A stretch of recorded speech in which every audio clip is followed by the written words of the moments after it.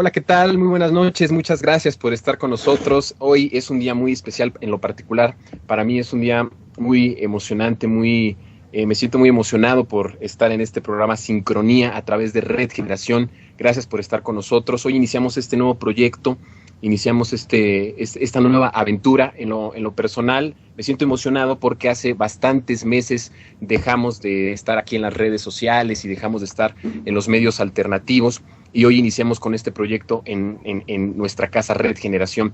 Quiero decirles que para mí es muy especial y ahora que regreso a los medios alternativos, a los medios independientes, me he encontrado con muchos cambios que seguramente usted ya habló, ya criticó, ya estuvo ahí analizando. En lo particular siento que esta es una nueva etapa para los medios en la que tenemos que encontrarnos como medios independientes, una identidad. Todos los medios tienen una identidad, una línea que se ha trazado, que siguen todos sus conductores o todos los colaboradores o todos los que escriben. Y en el caso de los medios independientes, su palabra lo dice, hay que buscar siempre que nuestra identidad sea la independencia, estar independientes de los patrocinios, independientes del poder económico, independientes del poder político, ser verdaderamente independientes y libres. Esa es la identidad hacia la que tenemos que caminar todos como medios. Y la idea con este programa es afianzar este propósito, el que usted esté en comunicación con nosotros, el que podamos de alguna forma colaborar con un pequeño, tal vez con una pequeña semillita hacia renovar la esperanza que muchos ya han apagado o muchos también ya han cerrado o muchos ya no han querido seguir, a diferencia de esa emoción que teníamos en las redes sociales en la campaña de 2012, y que nuevamente todos en sincronía estemos organizados con un objetivo. Pero creo que nosotros lo que queremos es cooperar en lo particular a que encontremos una identidad como medios, que estemos verdaderamente libres e independientes y que nos mantengamos así para las luchas que vamos a estar luchando, que vamos a estar teniendo, porque esto, bueno, ustedes saben, todavía no se logra la transformación, todavía no se logra lo que por muchos años muchos han estado luchando, y creo que no es el tiempo para volver atrás, no es el tiempo para poder mirar atrás y regresar, sino al contrario, seguir trabajando por nuestros ideales, seguir trabajando por lo que creemos, pero lo tenemos que hacer de manera organizada, en sincronía, lo tenemos que hacer de manera más profesional, cada vez más profesional, lo tenemos que hacer de una forma responsable. No basta hoy hacer un video donde echemos madres del gobierno, donde digamos madres de los demás, tenemos que hacerlo con responsabilidad, con la libertad que nos debe caracterizar y con la independencia. Creo que eso es bien importante. Por mi parte, quiero agradecerle a tanta gente que en verdad hace posible esto. Inicialmente, bueno, pues a Red Generación, que son los que hacen posible y los que están haciendo posible todo esto. Gracias a ellos. También le doy muchas gracias a nuestro productor, a nuestro comandante en jefe ahí, a Carlos Garza, que es el que está al frente del programa. Gracias también a nuestros amigos, al productor audiovisual Alejandro Torres, al diseñador de imagen Antonio Raúl Caram, a Noemí León, una gran mujer que estará a cargo de muchas cosas, es la continuista, la que nos toma el tiempo, la que nos va a guiar hacia dónde va el programa. Agradecer también obviamente a mis amigos, a Marta Ulises, que son conductores titulares de este programa, a mi amigo Adrián Quijada en Relaciones Públicas e invitados especiales, también a Diana Maya en las redes sociales. Es todo un grupo verdaderamente de personas formidables, todas profesionales en su área, que están aquí en este programa para que juntos hagamos sincronía. Pues sí, Aquí estamos, en esta nueva travesía. Gracias, Jonathan, gracias, Ulises, gracias al equipo de Red Generación, gracias a quienes tan generosamente aceptaron participar con nosotros y compartir sus gustos y conocimientos. Gracias a cada uno de los que nos escuchan y están aquí en esta aventura que comienza. En verdad les agradezco profundamente porque estoy convencida de que todos y cada uno son indispensables, necesarísimos para alcanzar nuestro objetivo común, una mejor convivencia colectiva. Eso sí, sin protagonismo, sin jerarquías, en relaciones horizontales, fraternales, de tú a tú, donde las diferentes personalidades, los diversos intereses, incluso las discrepancias, las múltiples voces se desplieguen libre y lúdicamente en sincronía. Así es, Jonathan y Marta, amigos míos de múltiples de aventuras anteriores en medios alternativos. Y sí, en efecto, vamos a abordar esto desde la justicia social, desde esta sincronía ideológica y sincronía que entre nosotros tenemos en torno a la situación del país, a la situación de la sociedad, pero abordándolo muy divertidamente desde los diversos puntos, desde el conocimiento. Ya verán qué secciones tenemos. Estoy muy contento de estar con ustedes y con este grupo profesionalísimo, con este grupo muy creativo de Red Generación que nos está apoyando. Yo creo que tenemos un equipo bastante fuerte para abordar precisamente esto que decía Jonathan de nuestra propensión a la justicia social, nuestra búsqueda de esta verdad, de esta crítica, pero desde un punto de vista bastante fresco, bastante divertido. Sí, trataremos de hacerlo aquí en sincronía. Bienvenidos a todos y bautizo de lujo con este equipo tan profesional. Y qué mejor manera de comenzar este proyecto que con una sección que estoy segurísima que a nadie dejará frío. Le doy una gran bienvenida a Ernesto Jiménez, quien nos acompañará y guiará por la zona roja, sexo sin censura. Adelante, Ernesto.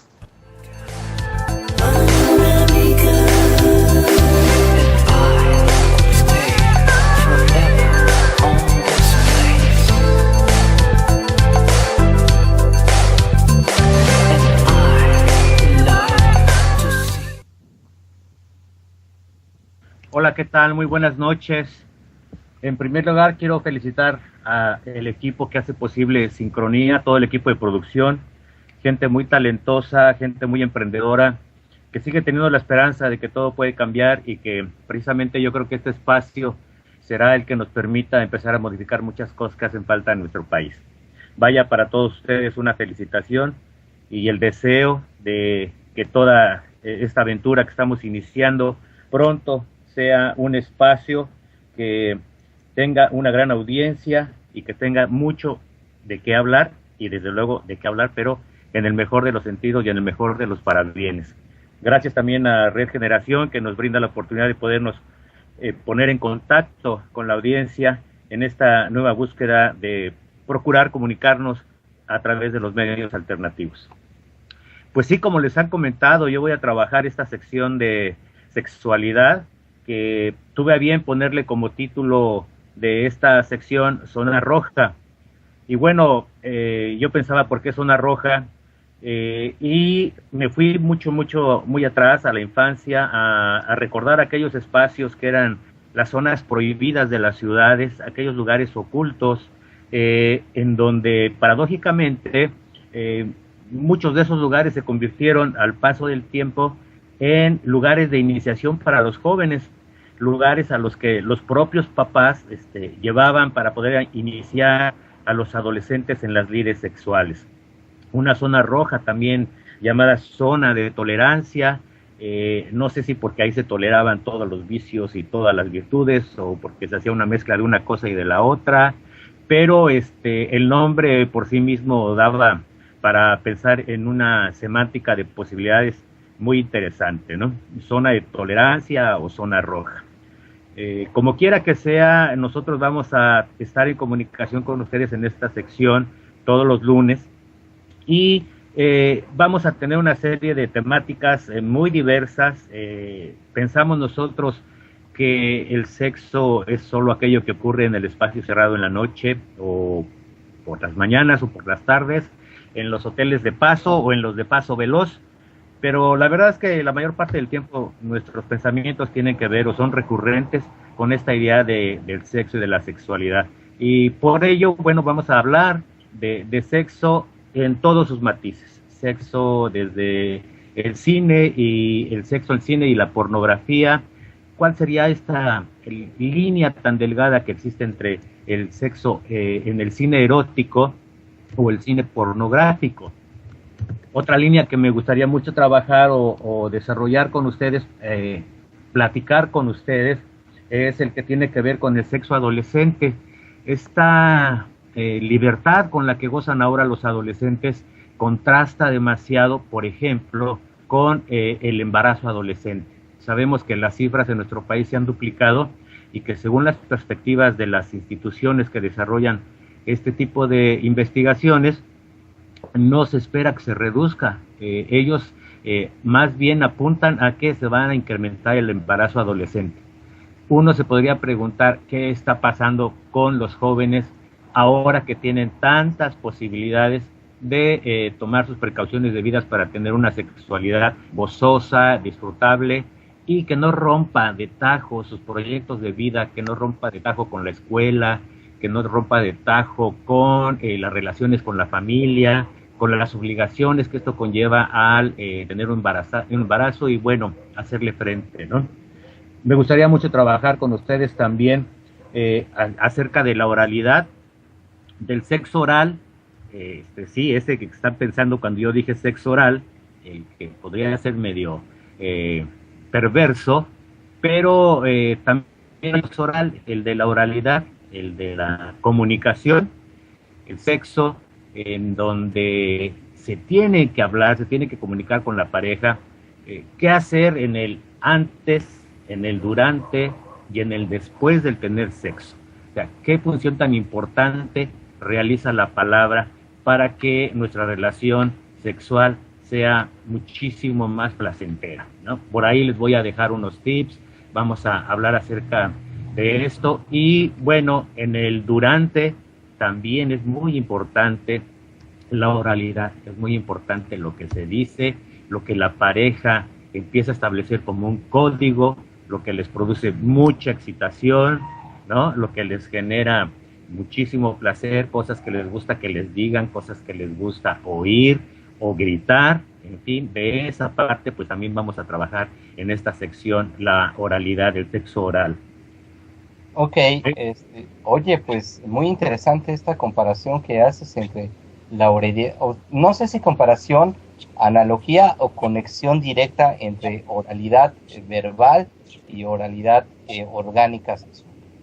Yo te quería preguntar de tu sección, si también vamos a tener la crítica, Ernesto, a estas posiciones conservadoras que de repente hacen que la sexualidad se reprima y que desgraciadamente están teniendo un reflujo en nuestra sociedad, en todo el mundo, ¿no? Como esta señorita que acaban de condenar por aborto en algún lugar de la República del Bajío. Vamos a tener también esta relación entre sexualidad y política, por ejemplo, sexualidad y sociedad. Sí, claro, sexualidad y religión. Sexualidad también, y política, por supuesto, porque, bueno, en el término de la política tiene que ver mucho con los reglamentos y la serie de leyes que se instituyen en cada país. Tú sabes que en África, por ejemplo, contra todo pronóstico, siguen presentes las mutilaciones en mujeres adolescentes, ¿no? En muchos países, en la India, en Asia, se permiten las bodas de adultos con niñas, con púberes que ni siquiera empiezan a alcanzar la adolescencia, pero que por distintas razones de pobreza, de necesidad, se ven obligados los padres de familia prácticamente a comerciar con las niñas para que puedan garantizarles supuestamente un mejor nivel de vida a ellas y a la propia familia. En nuestro país, como tú sabes, en varios estados de la República ya se ha aceptado, por ejemplo, la cuestión del aborto hasta cierto periodo de tiempo, con la idea fundamental, que eso es lo que generalmente no se dice en los otros medios, que tiene que ver con evitar que muchas mujeres mueran. Si una mujer aborta en cuestiones clandestinas, con médicos que no dominan la materia, en una clínica que no tiene todo lo que requiere, es muy probable que sufra serias heridas, que sufra serias alteraciones o que incluso muera. Por eso se han hecho estas leyes y afortunadamente el Distrito Federal, entre otras entidades, tú lo sabes, ya cuenta con ese beneficio para las mujeres. Afortunadamente muchas mujeres del país, del interior del país, llegan a la Ciudad de México para el aborto en las mejores condiciones de salud. No estoy diciendo que sea bueno o malo, yo no lo estoy juzgando en este momento, simplemente digo que si una mujer toma esa decisión, que tenga la certeza de que lo va a hacer en las mejores condiciones de salud y que todo estará bien para ella en el futuro.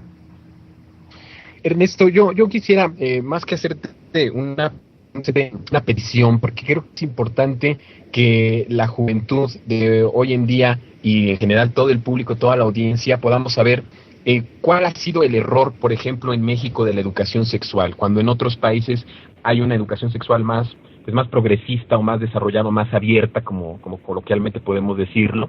En México ha fallado muchísimo, pero no sabemos en dónde nos perdimos. Por eso México tiene tantos altos índices de como tú dices, mujeres que en muy temprana edad, sin planearlo, sin quererlo, tienen empiezan a procrear, empiezan a tener hijos, y esto tiene que tener una consecuencia social irremediable y económica también irremediable, porque muchas veces pues no hay para ayudar, no hay para sostener, ¿no? Entonces, sí nos podrías ayudar tú también a encontrar ahí dónde falló en México la educación sexual, a diferencia de otros países, cómo la abordan para no tener estos altos índices de mujeres embarazadas y muchas que, como tú dices, mueren porque no se les puede practicar un aborto seguro. Sí, mira, no hay que rascarle mucho, como muchas otras cosas que ocurren en nuestro país y desafortunadamente tiene que ver con la educación. Si tú recuerdas, o si no lo supieron, les recuerdo la nota. En 1993 y 94, cuando vino una reforma educativa, se intentaron establecer los primeros libros sobre la educación sexual a nivel nacional en nuestro país, que iba a editar la propia CONALITEX, el Consejo Nacional la Comisión Nacional de Libros de Texto. Hasta donde yo recuerdo, la Asociación Nacional de Padres de Familia se opuso drásticamente a que se publicaran estos libros. Hace apenas unos cuantos años, tú sabes, en Guanajuato sí se permitió la publicación de un libro conservador que se imponía a todo lo que se intentaba a través de un libro, y que el maestro pudiera acercarse con los jóvenes de primaria y de secundaria para orientarlos con respecto de la sexualidad, que va en todos los sentidos, desde ejercer una sexualidad que es un derecho, ejercerla con salud, sin cargo de conciencia, sin culpas, pero también con responsabilidad. Y ese factor es el que tiene que ver mucho con que tengamos ahora ese fracaso, ¿no? Cuando yo hablaba del embarazo adolescente, precisamente tiene que ver con que en nuestras escuelas no se trabaja con los jóvenes la posibilidad de no hacerse daño, ¿no? Sí. De esperar el tiempo propicio para que todo pueda llevarse a cabo. Es un factor educativo, y con calma en otro espacio. Por sí, supuesto, es lo que te voy a decir. Claro. Va a estar muy interesante esto, realmente, el que podamos identificar todas estas cuestiones que, como decía Ulises, también tiene que ver con lo político, ¿no? Así que, Ernesto, pues está súper interesante y además muy llamativo, y como dice Marta, no nos deja, yo creo que a nadie fríos esta sección, y creo que va a ser una de las secciones más de las más favoritas, ¿no?, del auditorio. Te agradezco mucho, Ernesto, el que estés con nosotros. También a ti te abrazamos y te damos la bienvenida, y nos escuchamos la próxima semana. Un gusto estar con ustedes, y recuerden que el sexo sin censura es mejor. Así es, muchas gracias, Ernesto. Vamos a pasar del sexo, hasta luego. Vamos a pasar del sexo a las matemáticas, y me da mucho gusto presentar a este personaje, porque ya hemos hecho varias cosas juntos en otros programas, en otros proyectos también alternativos, y a mí cuando me dijo que a lo que se dedicaba, lo que hacía, me dio mucho interés de invitar para una sección en que nos hable de matemáticas, porque siempre pensamos que las matemáticas son difíciles, que las matemáticas son ahora sí que muchas veces para seres de otro planeta o los más iluminados de los seres humanos, y realmente las matemáticas son algo tan cotidiano, y no son tan difíciles y pueden ser hasta divertidas. Así que muchas veces, hasta yo creo que los mexicanos nacemos así con ya el chip integrado de que las matemáticas son difíciles o son complicadas. Y me da mucho gusto saludar aquí esta noche a Rogelio Fernández Alonso, que se va a hacer cargo de esta sección de matemáticas, así que te doy la bienvenida, mi querido Rogelio.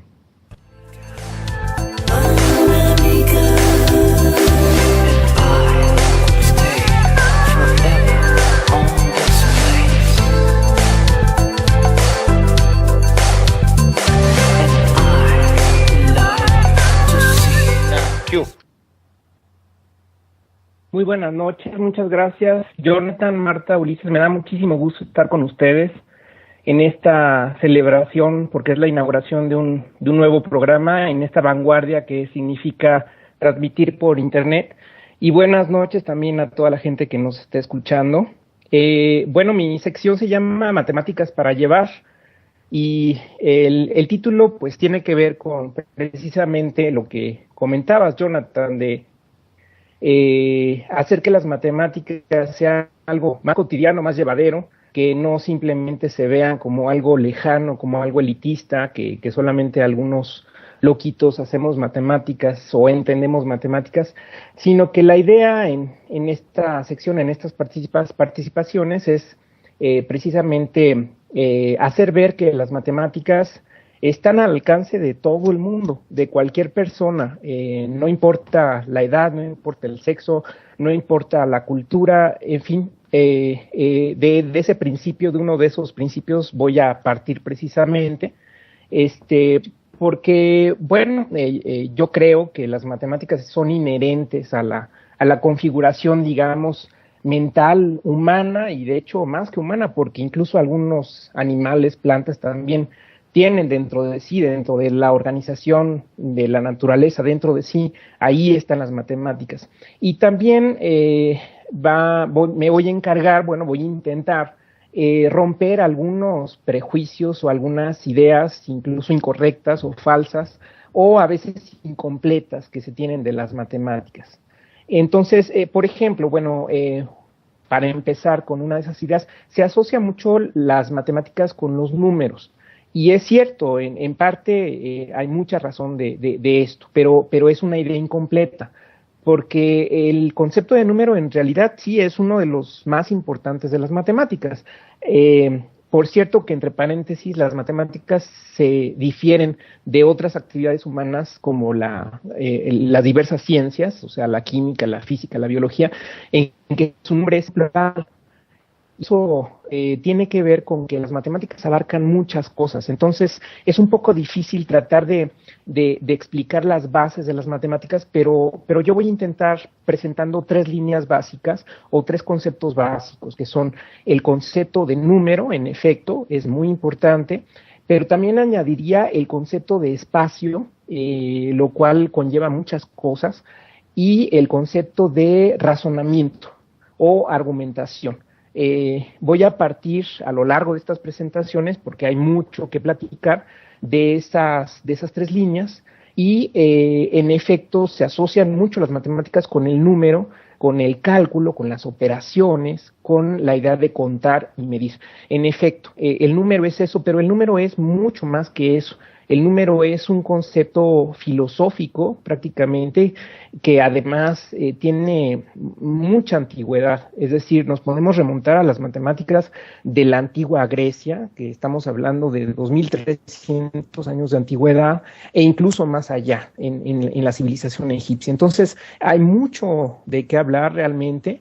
Y bueno, me va a dar mucho gusto enfocarme a ciertas cosas, y probablemente la próxima vez ahonde en esta cuestión de por qué el número es importante para las matemáticas y qué hay más allá del número. Hola, Rogelio, antes que nada, gracias por estar aquí con nosotros, y bueno, quiero compartirte y más bien, me recuerdas tú algo que me causó muchísima emoción, y quiero compartírtelo porque uno de los momentos más felices de mi vida, sí, sin exagerar, fue cuando estaba en un problema muy grande en la escuela de ecuaciones y no lo puedo resolver y de repente una noche al otro soñé con todo esto que no podía resolver y al otro día encontré la solución y fue una revelación, realmente una experiencia, podría decir que religiosa. Y yo lo que te quiero preguntar es, este tipo de situaciones, este tipo de experiencias, ¿es posible que la tengamos todos con mayor frecuencia y todos, no solamente unos que tengan una configuración neurológica para entenderlo? No, es posible que todos podamos disfrutarlo porque de verdad que fue algo maravilloso. Sí, Marta, claro que es posible. Eso que tú tuviste en aquella experiencia es lo que se llama el chispazo o cuando nos cae el 20, pero además es algo tan certero y tan concreto que efectivamente produce una emoción muy especial. Por supuesto que todos tenemos acceso a ese tipo de cosas. Claro que se requiere antes de manejar cierto lenguaje para poder entender con precisión la idea y a la vez poder expresar estas relaciones, estas ligas, estos embonamientos que se dan entre distintas piezas, entre distintas ideas. Entonces, muchas veces la dificultad está en aprender ese lenguaje que tampoco es tan difícil. Como cuando, pues, si vas a ir a China, tienes que aprender chino, pues entonces se requiere cierto tiempo para eso, para poder entender la cultura china. Aquí es lo mismo, pero yo te digo que el lenguaje matemático es mucho más simple que el chino, ¿eh? Ok, y bueno, por lo que vi también, bueno, estoy leyendo un libro, creo que te lo había comentado, La trama de la vida, lo terminé exactamente hoy, de Fritjof Capra, donde habla de lo que tú señalaste, que no solo es números, sino que cómo se necesitaron matemáticas complejas hasta que se desarrollaron ya mucho tiempo después para poder entender las formas tan distintas de la vida, las pautas, los patrones de la vida, y que solo fueron posibles a través de estas de estos descubrimientos que son muy recientes. ¿Me puedes comentar algo al respecto? Bueno, como te digo, las matemáticas son un universo prácticamente infinito, pero una de esas partes de las matemáticas ha tenido mucho auge últimamente, que es todo lo relacionado con lo que se llama la teoría del caos. Entonces, a través de la teoría del caos se ha logrado explicar buena parte de la realidad, desde cuestiones de la economía, pasando por cuestiones meteorológicas o cuestiones de la organización de la naturaleza, ¿no? Entonces, probablemente Fritjof Capra se refiera a esa parte de las matemáticas que también tendremos oportunidad de platicar. Rogelio, a mí me gustaría saber, y ojalá en las próximas secciones de las próximas semanas nos lo puedas también comentar, es quién inventó las fórmulas, ¿no? Por ejemplo, quién inventó la fórmula general para la ecuación, quién inventó los diferentes teoremas que hay o que existen en las matemáticas, para qué realmente nos sirven, cómo podemos identificar qué operación o qué fórmula se necesita para responder un problema. Yo noto algo en los estudiantes de secundaria y de bachillerato en la cuestión de matemáticas, que es la idea de que a lo mejor saben hacer los ejercicios, pero no saben identificar en un problema qué es lo que tienen que hacer ahí. Aunque tengan el conocimiento por separado, no saben cómo identificar qué operación, qué fórmula o qué conocimiento aplicar en un problema, en un planteamiento de un problema matemático. Creo que eso también es bien importante ya comentarlo y que también les ayude a muchos que están en esta etapa de su vida y que están escuchándonos y viéndonos, ¿no? Sí, así es, Jonathan. Mira, gran parte del problema del aprendizaje de matemáticas, que he de decir que no solamente es de aquí de México, aunque aquí se acentúa más por la situación que tenemos en la educación, pero en buena parte del mundo se tiene ese problema de la enseñanza-aprendizaje de las matemáticas. Entonces, en efecto, una parte del problema es lo que tú mencionas, que las matemáticas se aprenden superficialmente, o sea, como que hay algo establecido, que es lo que hay que aprender, pero no se va más allá de eso. Por ejemplo, lo que tú mencionas es importantísimo, es decir, entender qué pasó en la historia de las matemáticas, que a veces son procesos de siglos o de milenios, para, por ejemplo, llegar al concepto de la X famosa que se despeja de las ecuaciones. Esa sí. X he de decir que le llamaban la cosa, y que los matemáticos que se especializaban en las ecuaciones se llamaban cosistas. porque precisamente estudiaban el problema de resolver esas ecuaciones y de despejar la cosa. Entonces eso también, hay historias muy curiosas a lo largo de la historia de las matemáticas y es una parte muy importante que hay que entender, porque así es como entiendes la sustancia misma de dónde vienen las matemáticas. La sustancia de las matemáticas, Rogelio, eso me parece de por sí un tema. Yo creo que va a estar muy interesante esta sección y muy importante porque según los pitagóricos, según sé, las matemáticas están en la estructura elemental del mundo. Entonces, gracias, Rogelio, por acompañarnos y esperamos tener el privilegio cada semana de tenerte aquí, Rogelio. Por supuesto, el privilegio es mío y mucho gusto de estar con ustedes. Buenas noches. Hasta luego, Rogelio.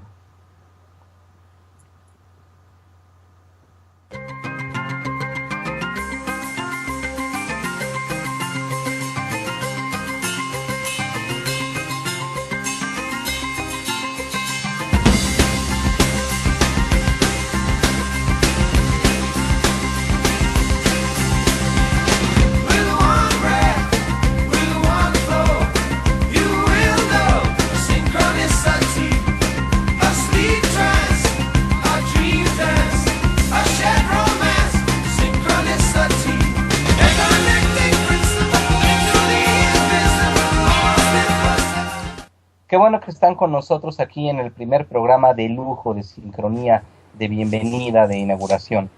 Y pues en este programa de lujo quiero también tocar un tema muy interesante porque Marta me había dicho que había estado leyendo un libro muy interesante, un libro muy polémico, pero que trata de un tema, de una situación que nos está abarcando a todos en este país desde hace mucho tiempo, que es, hasta donde entendí, Televisa. Marta, ¿qué libro era el que me estabas diciendo? Así es, Ulises, el libro del que te hablé y del que estuvimos platicando un rato fue Nación TV, la novela de Televisa de Fabricio Mejía. Es un libro que me provocó muchas emociones, muchas reflexiones, y no porque dijera algo totalmente nuevo. Claro que sí, hubo sus chismes ahí que provocan morbo y todo, pero más allá de eso y de cosas que ya sabemos y que yo ya había leído porque alguna vez me interesó mucho el libro, que también de donde es una de las fuentes de Nación TV, que es El Tigre de Claudia Fernández y otro autor que no recuerdo. Y de todos los reportajes que he leído en proceso y lo que vemos son cosas que en realidad, en general ya sabemos, pero verlo todo junto, todo de golpe, plasmado ahí, es realmente, llega a ser estremecedor, da un poco de miedo, es también desolador, pero creo que es necesario que se lea, que todos lo leamos, porque nos revela muchísimas cosas. Toda esta amalgama perversa que no tiene mucho al país como está entre el poder político y el poder económico y que en este caso este poder económico es el de los medios de comunicación, que todavía exponencia más aún la influencia, la fuerza, la perversidad. Entonces creo que todos lo debemos leer, no solo por cultura general, sino para entender qué pasa. Incluso el autor había dicho que los de Televisa en su Twitter, dijo Fabricio Mejía, que lo habían amenazado por todo lo que decía, y muchos empezaron a decir que por eso hay que comprarlo. No, es hacerle un flaco favor decir que por eso, que por amenazas. No, vale la pena por todo lo que nos expone, que como digo, no es nada nuevo, muchos ya lo sabemos, pero así visto es contundente e implacable en nuestra concepción de lo que sucede, y por algo está en los primeros lugares de ventas ahorita. Bueno, a ver, no, yo sé que a veces eso no tiene nada que ver, pero creo que por la promoción boca a boca que se ha hecho, creo que por eso es el resultado, y porque sí el contenido es muy importante conocer. Siempre había habido en México el morbo de hablar de Televisa, ¿no? Hablar de Televisa es hablar de tantas cosas y de descubrir tantas cosas desde sus orígenes, desde quiénes fueron sus presidentes o quiénes estaban a cargo de la empresa, cómo nació Televisa.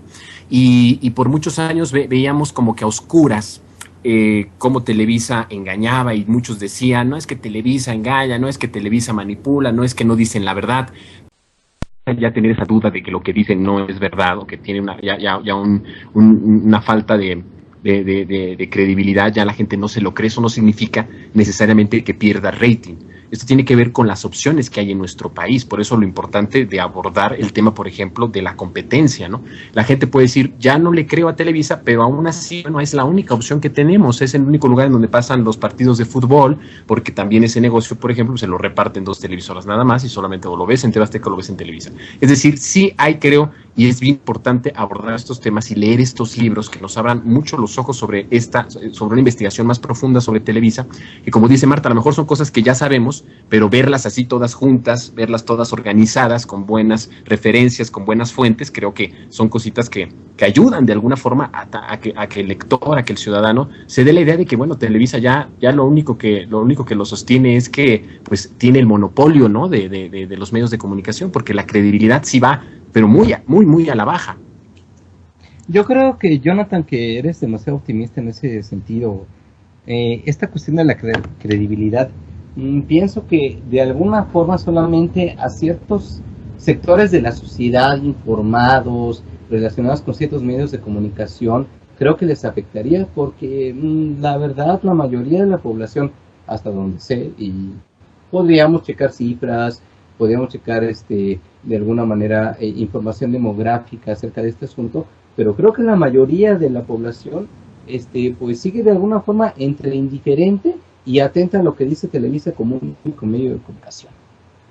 Es decir, no, sí es cierto lo que dice, sí es cierto que hay redes sociales, hay otros medios alternativos que de alguna forma están haciendo que se desquebraje este imperio que el tigre Azcárraga Papá había puesto, porque él decía pues, que era Dios, ¿no? Y él decía que era de alguna forma el ojo que todo lo ve, y lo más significativo como fenómeno social en nuestro país, a nivel mundial, como fenómeno de medios, decía que éramos un país de jodidos y que él hacía sentir mejor a los jodidos, les daba algo a los jodidos porque no iban a pasar de jodidos. Eso nos dice que Televisa tiene una visión jerárquica de la sociedad, y esa jerarquía está basada pues en ideología, y esa ideología tiene que ser, aquí viene el anillo mágico o la conexión mágica. Televisa es una industria cultural, genera ideología, genera e inocula visiones del mundo. Su producto, su servicio desde el punto de vista mercadotécnico es una visión del mundo, es una manera de percibir la realidad.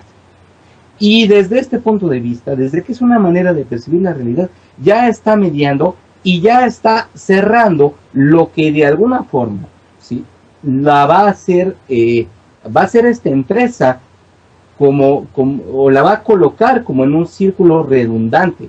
Yo creo la ideología que me sostiene, aparte porque soy una industria cultural, transmito información, transmito percepciones de la realidad, y entonces está muy difícil.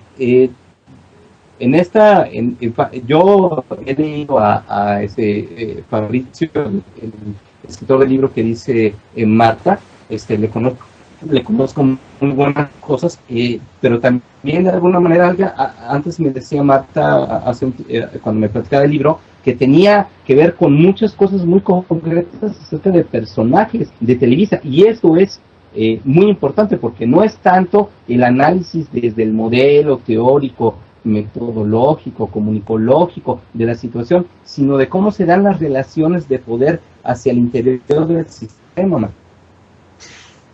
Sí, estaría de acuerdo en parte con los dos, porque así como me causó desolación, sobre todo ver ese imperio tan poderoso y que hace uso de ámbitos que llega directo a la gente, a las emociones, como son la religión, con todo esto de cantarle a la Virgen de Guadalupe, con todos sus artistas más conocidos, que incluso ni siquiera creen ni en la Virgen de Guadalupe ni en Dios, muchos de ellos, pero ahí van y hacen toda la faramaya.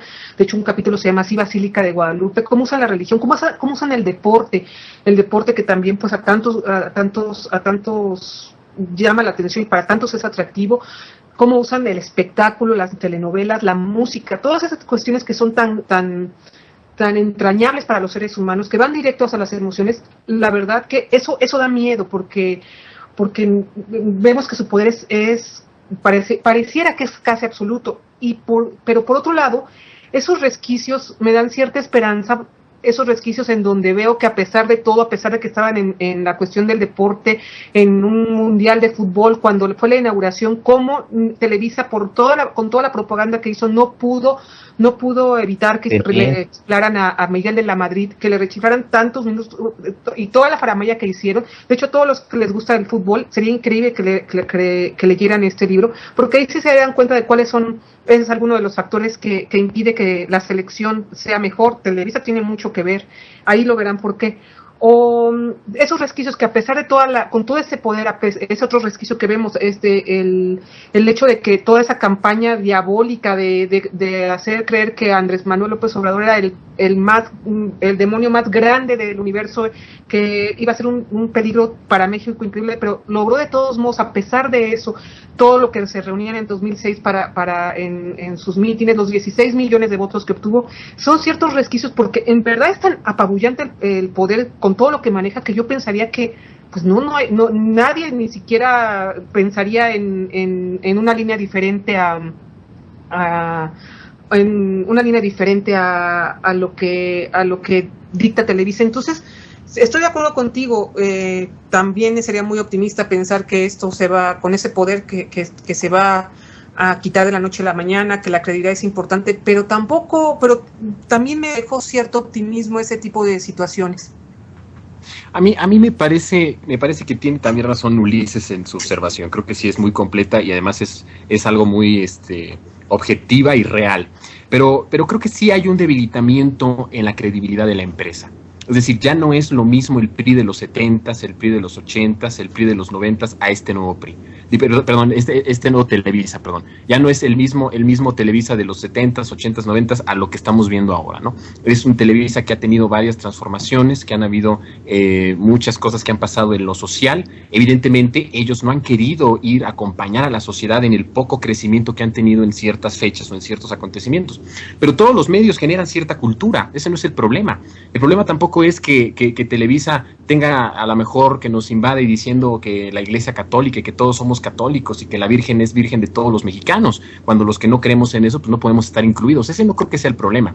El problema aquí de Televisa es que no hay otras opciones. No hay otros empresarios que estén alejados de Televisa o que tengan o que vengan de otros lados de la República Mexicana y hagan otra opción para también ellos promover. En Estados Unidos, por ejemplo, hay canales evangélicos, hay canales católicos, hay de diferentes colores y razas y tienen sus canales. Creo que ese no es el problema. El problema es que ciertamente no hay una competencia en la que otros medios puedan hablar de diferentes cosas, porque a lo mejor hay algunos empresarios que no son tan católicos o que tienen una ética en la que dicen, bueno, yo voy a hacer un medio público y no quiero mezclar las cosas de la religión, ¿no? Y que nos presente algo tal vez más sin los matices religiosos que Televisa lo ha hecho. Entonces yo creo que ese es el gran problema de Televisa, ¿no? El que no hay otras opciones que acompañen a otras creencias o a otras ideologías de los mexicanos, pero yo siento que sí hemos dado pasos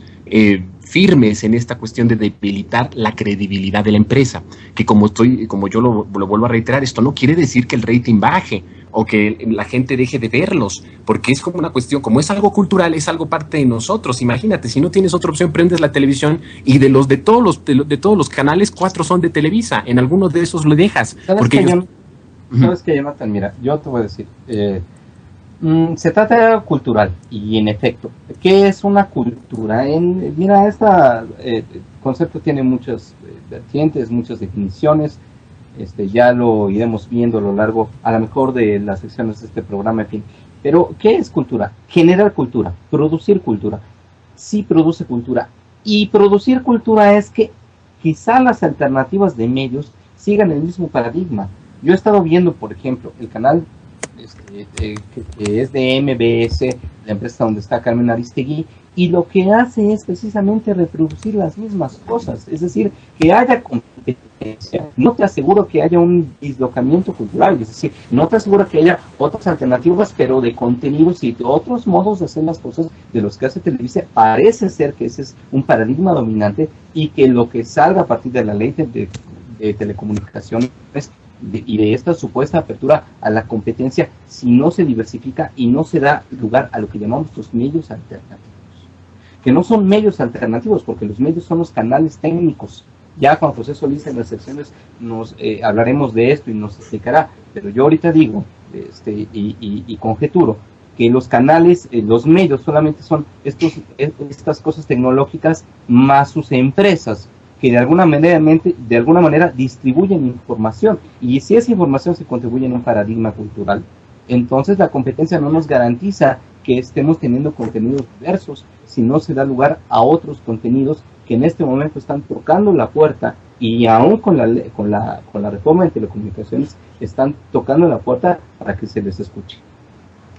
Así es, porque sí está bien que entren otros empresarios como en Estados Unidos y que haya competencia entre ellos, pero no solamente, porque al final, como dice Ulises, sería reproducir el mismo modelo, el mismo contenido, el mismo modelo económico, seguir con ese consumismo, con esa obtención de ganancias a como de lugar. Y está bien que estén esas opciones si quieren, pero también que estén no solo las redes sociales, sino muy importante los medios públicos, las radios comunitarias, una fuerte televisión pública, no del Estado, sino pública, en verdad, como el modelo en la BBC de Londres o otros modelos europeos. Esos son muy importantes.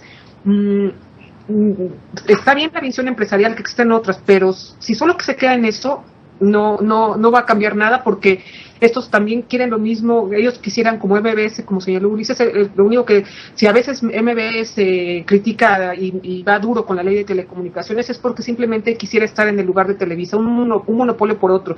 Si le das esa opción, la aceptaría de inmediato. Entonces ellos siempre van a estar por ese lado. El chiste es que haya todo tipo de opciones, pero incluyendo, como dije, una televisión pública fuerte, las radios comunitarias, indígenas, de todos los estados, y los medios alternativos, de todo tipo, para que se escuche, para que no se escuche un López Dóriga de MBS, un López Dóriga de Televisa, sino que se escuche la voz de Juan, de Anita, de Pedro, de todos, que todos tengamos una voz.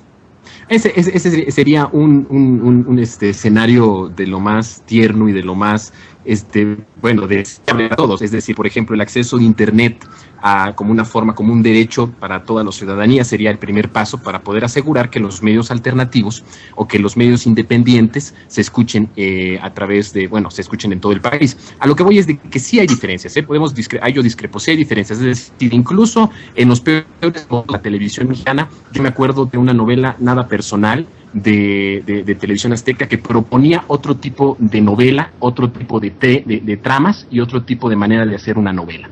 Y ahora lo podemos ver con Epigmenio Ibarra, con otro enfoque. Es decir, sí creo que no hay que ser tampoco tan severos en que si abrimos la competencia no van a cambiar. Creo que sí van a cambiar ciertas cosas, no las que deseamos. Para que se cumplan las otras que deseamos, tenemos que tener, como dice Marta, una televisión pública, verdaderamente pública. Tenemos que fortalecer las radios comunitarias, eso es muy importante, y tenemos que dar un acceso a Internet o una posibilidad de que todos tengan ese acceso para que los medios alternativos lleguen también a esos lugares, a esos hogares en donde están muy manipulados. Pero creo que el mejor escenario para México, desde mi punto de vista, es que sí se abra la competencia y de que si puede haber 10, 15, 20 cadenas, que las haya. Creo que eso es bien importante. De eso, a quedarnos con Televisa, que ha hecho un desastre de nuestro país y que ha tenido estas injerencias políticas, estas injerencias socioeconómicas incluso, creo que sí es bien importante que cambie ya esta situación, y para eso creo que, ese libro como el que tú nos estás recomendando, Marta, es de las herramientas que tenemos los mexicanos también para conocer, para informarnos y para proponer nuevas cosas, nuevas alternativas de comunicación. Así es, el libro de Fabricio Mejía queda ahí como un material indispensable para todos los que se acercan a este programa y que tengan una tendencia crítica, un deseo de saber lo que realmente está pasando detrás de lo que oyen, detrás de lo que escuchan. Muchas cosas quedan aquí abiertas, ya tenemos muchos programas para tocar este tema y para tocar muchos desacuerdos que hay entre nosotros. Por ejemplo, pues yo considero que la competencia no es necesaria y que mientras siga el mismo sistema económico, probablemente seguirá también la reproducción ideológica del sistema, es decir, que tenemos canales iguales, pero en fin, pues eso ya lo dejaremos al arbitrio de nuestra próxima polémica. Le recordamos que nosotros vamos a tener próximamente Facebook y Twitter, y tenemos un canal de stream para que ustedes de alguna manera nos escuchen y chateen con nosotros, porque necesitamos sus opiniones. Y también recordemos que sincronía es inclusión. La sincronía es estar en sincronía también con ustedes, y por el momento nos vamos a un corte.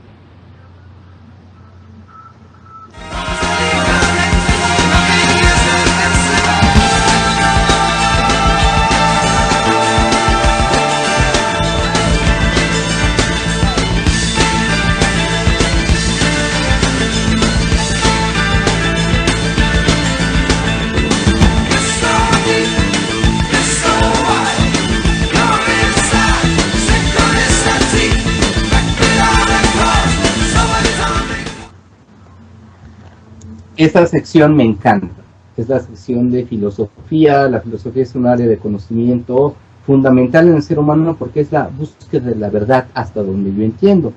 Pero nuestra invitada, Angélica, nos lo dirá de manera más adecuada porque ella es una psicóloga y aparte tiene mucho que ver con la filosofía, tiene una larga trayectoria en la filosofía. Quiero presentarla. Buenas noches, Angélica, ¿estás ahí? Hola, buenas noches, Ulises. Preséntanos tu sección porque a mí me encanta, me fascina. Bien, pues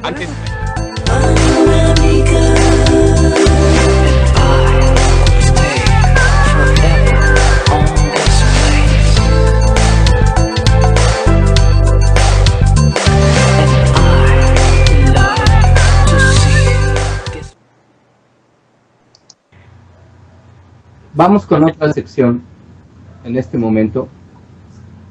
Bueno. Hola. Angélica, buenas noches. Adelante con tu sección de filosofía. Hola, Angélica, buenas noches. Es que había un problema técnico. Vamos con tu sección de filosofía porque te estoy presentando. Esta sección me encanta. Es la sección de filosofía. Se me hace que es una parte fundamental en el conocimiento humano, fundamental en el saber. Y aparte de todo puede resultar muy lúdica porque es la búsqueda del conocimiento, de ese conocimiento que siempre andamos detrás de él en cada momento de nuestra vida y también cuando nos hacemos preguntas trascendentes. Pero tú nos dirás, Angélica, buenas noches y pues adelante. Ulises, gracias. Buenas noches a todos, Marta, Jonathan, a todos que nos escuchan, amigos e invitados, gracias por estar aquí y acompañarnos con Filosofía Viva. Quiero también aprovechar para dar las gracias a Red Generación y a cada uno de los que están haciendo posible este espacio, esta voz, pues esta propuesta que ni más ni menos nos invita a crear, jugar, hablar, tomar, en fin, uno puede aprovechar estas formas para hacer y deshacer. Así que estoy muy agradecida con ustedes y para mí es un honor compartir este tiempo. Pues bueno, vamos a comenzar con este primer programa. Demos la bienvenida para empezar con filosofía. Y mi apuesta es, pues, decirles por qué filosofía. Para mí la filosofía se vive, está presente en todo momento y surge, acontece, se da. Lejos de pensar que únicamente se encuentra en los libros o dentro de autores que solo son leídos por filósofos, o que uno va solamente a encontrarlos a las universidades, caminando por grandes facultades. La filosofía se entiende por el solo hecho de prestar un poco de atención. Me parece que es cuando hay esos momentos en el que surge un instante que uno puede estar leyendo, comiendo, haciendo compañía, incluso caminando. ¿Cuántos no nos vemos por ahí? Y de repente, ese de repente que surge y aparece el momento de preguntarse. Uno comienza a dar vueltas y vueltas sobre lo que ha sucedido, lo que puede suceder, o incluso lo que pudo haber sido, ¿no? Entonces es así como todos nos vemos sumergidos en preguntas, ideas, hipótesis que uno mismo logra organizar para después quizá, no sé, preguntarse más sobre lo que fue, lo que está en el otro, qué fue primero, lo que uno antepone, lo que los otros ven y no. Y bueno, pues es así como parece como hacer círculos de preguntas, pero incluso hasta en ese orden uno encuentra como distintas formas. Uno va escalando preguntas que pues, van llegando a formas de proponerse, y así es como ha surgido la misma filosofía, a partir de temas y cuestionamientos que siempre giran alrededor de la existencia, el ser humano, la vida, Dios, el otro, con el otro, el ser. Es así como en verdad comenzó esta forma de estructurarse pues, la filosofía. Sin embargo, yo enfatizo como una filosofía que es mucho más vivencial, mucho más tramitada, con espontaneidad, insisto, como hacer este corte de no llevarla como a esta dureza con la que mucha gente lo asocia. La filosofía toma lugar en nosotros y nosotros en ella por el simple hecho de existir. Su relevancia, más allá de recitarla o repetirla como de memoria o incluso como retórica, la filosofía se vive. Pues todo el mundo nos hacemos preguntas como ¿qué hago aquí? ¿Para dónde voy? ¿Qué caso tiene esto para mí? ¿O acaso le importa al otro? Este tipo de preguntas nos permiten hacer existencia, preguntarse sobre los hilos, las guías, las rutas, las formas de andar, es hacer filosofía. Me parece que todos por el solo hecho de vivir somos partícipes de ella. Vemos que surgen en unos y de manera individual, pero no podemos dejar de lado ese otro que tanto he enfatizado, eso que es los demás, donde uno al ser social y gregario pues forma parte de un colectivo, de hacer masa. Es uno mismo y ese con los demás se implica en distintos momentos, lugares, situaciones y espacios. Y de eso también trata la filosofía, pues de ver, de sentir, tocar al otro en un sentido real, e incluso metafóricamente hablando, pues uno puede ver al otro al mismo tiempo que siente amor y coraje, ¿no?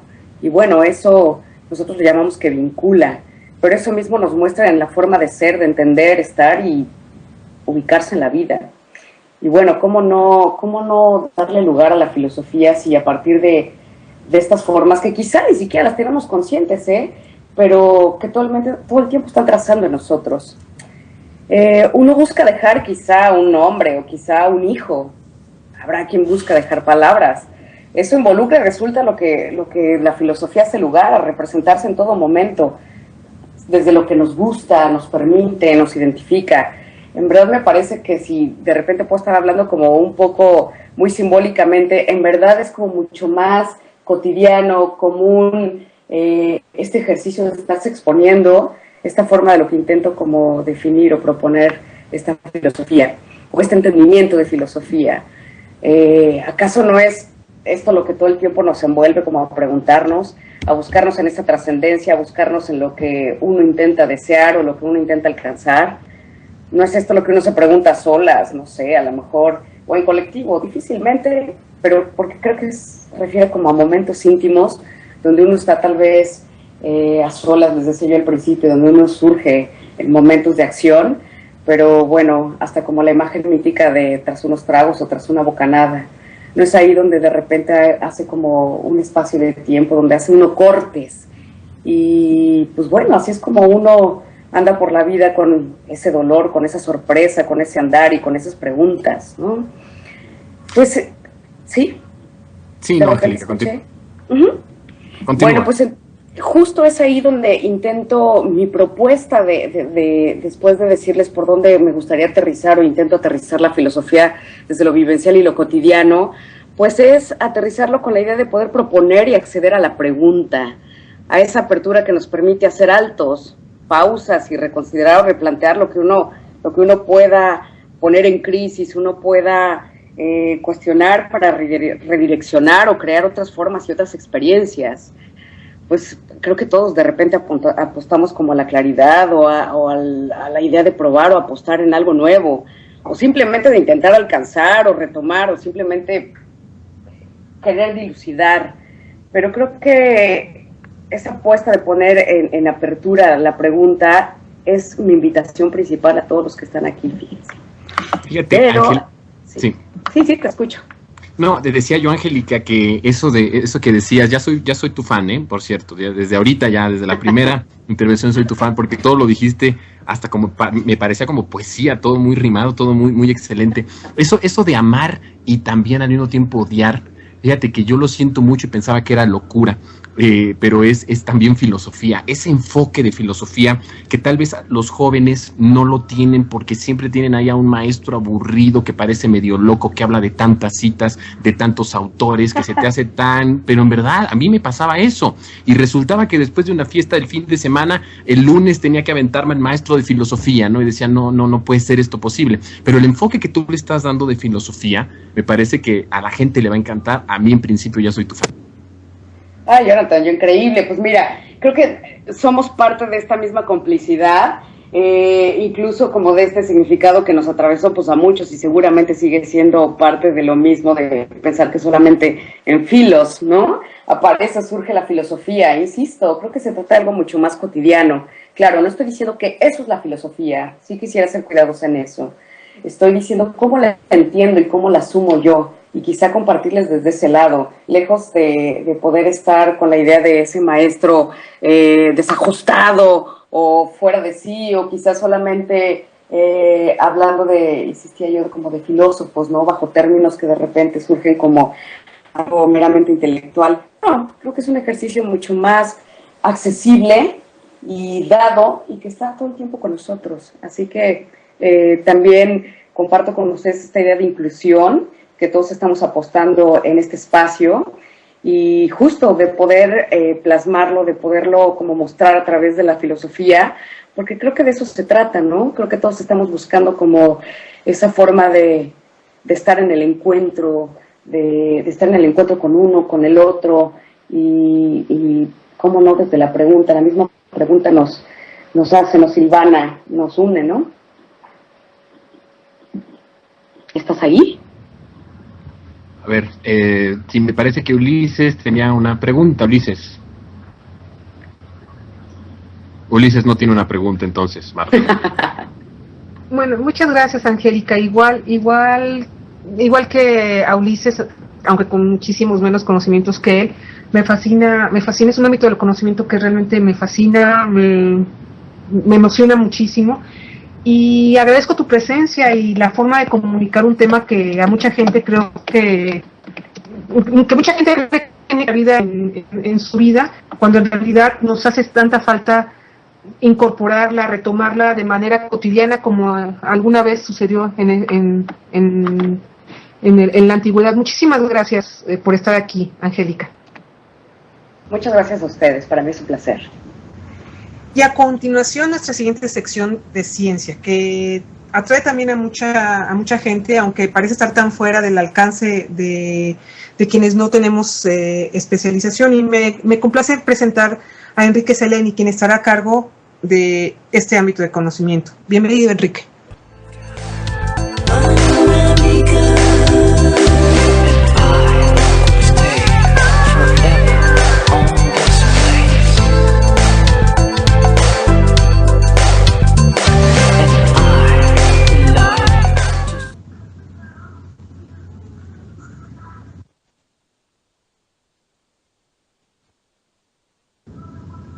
Enrique, ¿estás ahí? Sí. Enrique, adelante con tu sección. Enrique, buenas noches. Buenas noches, un gusto estar aquí con ustedes. Marta, Jonathan, Odiseo. Bueno, les quiero platicar rápidamente de esta sección que decidí poner de nombre Comunicando la Ciencia. Le agradezco mucho a Marta, que fue, digamos, quien pensó en mí. Es un placer nuevamente decirles que estoy muy contento. He escuchado a los anteriores participantes, creo que va a ser un muy buen equipo. Bueno, antes que nada, tal vez habría que platicar un poco sobre la necesidad de que en un medio se hable de ciencia. Dentro de la comunidad científica, comúnmente en las pláticas se quejan de que no hay suficiente presupuesto, que hay poca relación con la industria, por ejemplo. Pero en un escrito de Rui Pérez Tamayo, él señala que el mayor problema de la ciencia en México pues es que no forma parte de la cultura de nuestro país.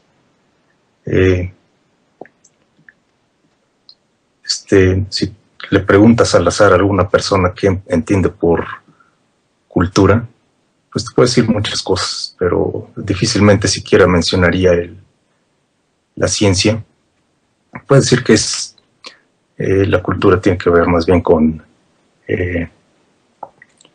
pues leer libros, ¿no? Por ejemplo, el Octavio Paz, o cuando digamos puedes pasar por una persona culta simplemente porque seas capaz de mencionar 3 libros que marcaron tu vida, ¿no? Por ejemplo. Y bueno, pueden mencionar otras muchas cosas, las tradiciones, la gastronomía, etcétera, pero difícilmente se les ocurre que tenga que ver la ciencia. En realidad es una asignatura pendiente que, digamos, se carece de planes transeccionales, no hay un reconocimiento de esta actividad. Generalmente nada más se mueve mucho dentro del mismo ámbito académico, ¿no? Dentro de las universidades.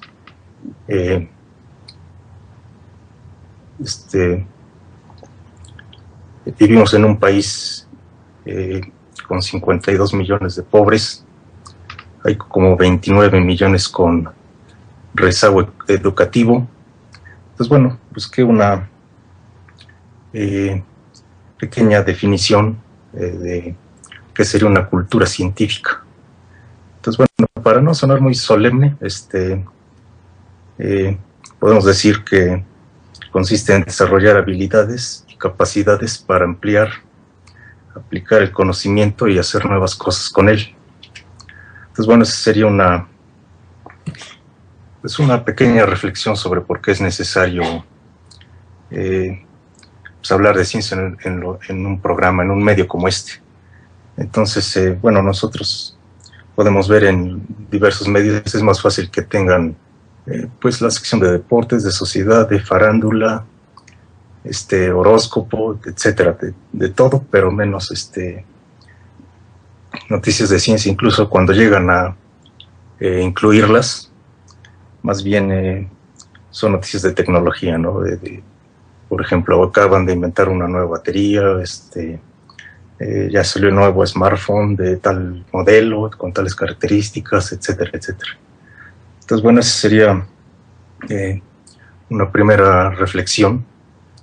Vamos a hablar en futuros programas de diversos temas, por ejemplo, algo sobre la historia de la ciencia en México, descubrimientos hechos en México. Por ejemplo, cuando empezó hace rato la sección de sexo, pues recordé que el primer anticonceptivo oral lo inventó un mexicano, un químico, allá por 1951, se llamaba Luis Ernesto Miramontes. Eso, bueno, no sé, tal vez, supongo que muy poca gente lo sabe. Yo, la verdad, tampoco tiene mucho tiempo que me enteré. Pues cosas que uno va leyendo, de pronto no se imagina que algo así sucede, ¿no? Generalmente pensamos que no, en nuestro país pues no se ha descubierto nada, ni no hay una actividad científica notable. Sí la hay, como decía, pero tiende a estar muy cerrada en las universidades, ¿no? Entonces también podemos ver cuestiones de divulgación científica, noticias importantes. Por ejemplo, hace un rato vi, ya descubrí una nueva luna en Neptuno. Por ejemplo, es increíble cómo es vertiginoso cómo se suceden descubrimientos y más descubrimientos importantes. Por ejemplo, pues esto ya va a pasar a los libros, ¿no?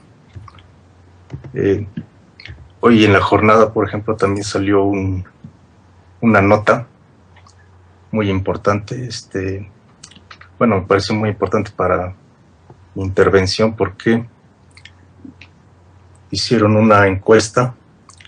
Dice el artículo de hoy: mexicanos confían más en la fe, la magia y la suerte que en la ciencia. Entonces, por ejemplo, dice que Pues imagínense cómo es la imagen del científico que dice, la encuesta arrojó que 57% considera que los científicos son peligrosos debido a sus conocimientos. Pues imagínense, ¿no? Cómo es la... Esto tiene relación también con un tema que estaba leyendo en la mañana, que es precisamente la imagen el estereotipo del científico, ¿no? El científico loco está en una... solitario ahí en un sótano, con probetas llenas de burbujeantes, ¿no? Como en las películas del santo, sí, con matraces y se quiere apoderar del mundo, cosas así. Entonces, la imagen que existe desde hace décadas, incluso se puede rastrear hasta esa imagen desde la alquimia, o sea, porque es como la imagen de un alquimista, algo así. Y después, del libro de Frankenstein, también es... Tienes razón, Enrique. La imagen del científico, como se nos presenta aún en caricaturas como Scooby-Doo, qué bueno que nos ayudes a cambiar estas percepciones, estas representaciones sociales que tenemos del científico, y en el poco tiempo que nos queda, en un par de minutos que nos queda, nos vas a decir también acerca de fuentes que de alguna forma, porque nosotros no somos científicos, vemos noticias por el periódico, la divulgación es a veces muy difusa, nos vas a decir de fuentes de divulgación en tu sección, que realmente sean fidedignas, que sean legítimas, para que podamos informarnos de manera digna y estricta acerca de un tema tan importante. Sí, hay muchos medios buenos, por ejemplo, me gusta ver mucho New Scientist, Wired, que es una revista, digamos, que saca notas sobre ciencia y también, digamos, cosas que ahora se identifican bajo la palabra geek, ¿no? Que es videojuegos, cultura popular, cosas así. Sí, también, por ejemplo, hay un blog que me gusta mucho, es español, se llama La Ciencia de la Mula Francis. Es un físico, pues escribe casi a diario sobre algún artículo que le interesa, y aunque sea algo técnico, pero busca pues aterrizarlo. Es luego algo muy difícil porque hay temas que son muy, muy técnicos. Entonces a veces saca experimentos, a veces cosas de cómputo, etcétera. Entonces, igual hace rato, por ejemplo, entré a una que se llama Ojo Científico, de esos portales, hay muchos, ¿no? Me pareció malo, encontré, es de esos medios que empiezas a leer un poco y le encuentras varios errores, ¿no? Por ejemplo, decía, en lugar de decir 13,000 millones, decía 13 millones, por ahí alguien se lee. Pero pues con ese 1000 que falta, es pues algo muy diferente, no estaba hablando de la edad del universo. Entonces, pues ese me pareció malo.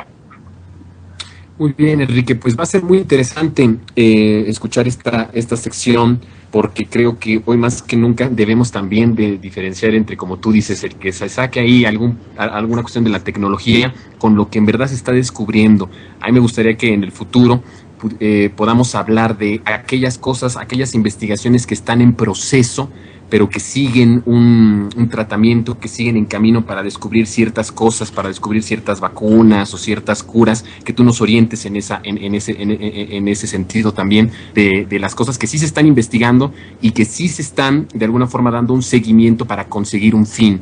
Porque ahora ya, como muchas veces tú nos decías, hay tantos según que descubrimientos, que según ya descubrieron esto, que descubrieron el otro, y solo son noticias amarillistas de los medios, pero en realidad no hay sustento para decir que se ha descubierto algo. Entonces, en esa sección ojalá y podamos hacer algo así como darle más credibilidad a esas notas que son solo por ponerlas, por jalar audiencia. Te agradezco mucho tu participación, Enrique, y nos estaremos escuchando la próxima semana.